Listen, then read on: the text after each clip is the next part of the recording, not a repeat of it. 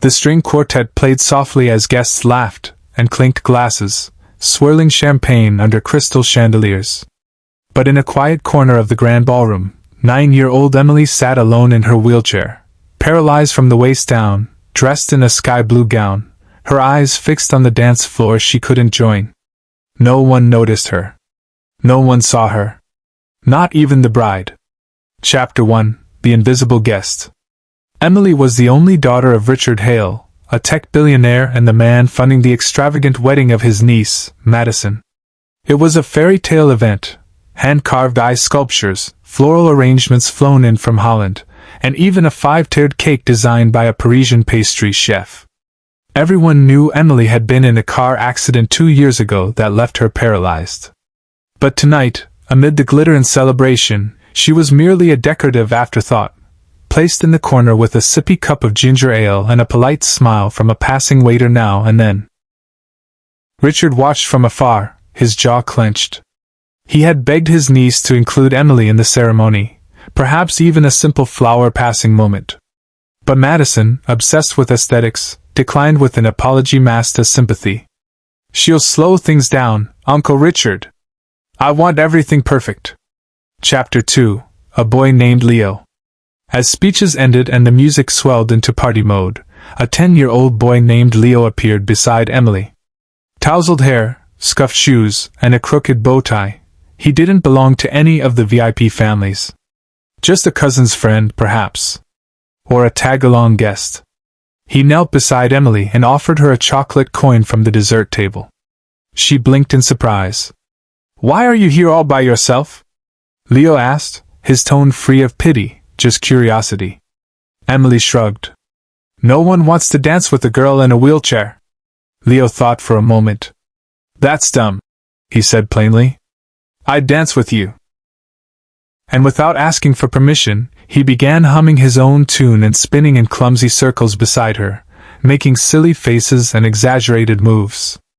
Emily giggled, truly giggled, for the first time that day. Chapter 3: A Moment That Changed the Room. One by one, guests began to notice the pair. At first, just amused smiles. But soon, phones came out. Someone live-streamed it. Within minutes, Leo and Emily's impromptu dance started trending under the hashtag #RealFirstDance. Even the bride paused, watching from the head table, her champagne flute frozen mid-air. And in that moment, Madison saw something she hadn't planned for, a moment of actual joy. Then the unexpected happened.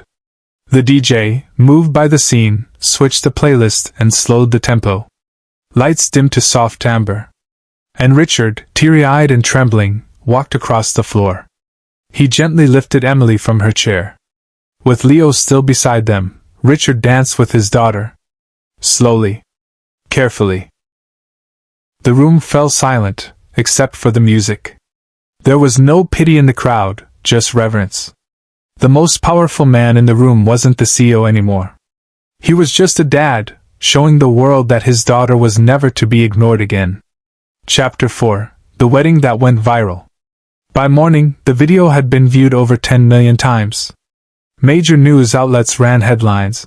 "Billionaire CEO's daughter finds her moment at wedding thanks to one kind boy." But the real story wasn't about fame. It was about change. Madison issued a public apology and used her platform to raise awareness for children with disabilities.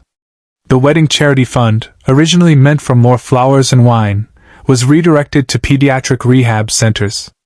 Leo, who had never been inside a ballroom before, was invited to speak at schools about kindness. And Emily? She became the face of a new campaign promoting inclusive celebrations across the US, UK, and Canada. Every child, every moment. Conclusion. All it took was one boy who didn't see a wheelchair. He saw a girl who deserved to be seen. Kindness doesn't require money, planning, or power. It just needs one brave heart willing to act. So the next time you see someone sitting in the corner, don't look away. Walk over. Offer a dance. Because sometimes, the most beautiful moments are the ones that were never in the script.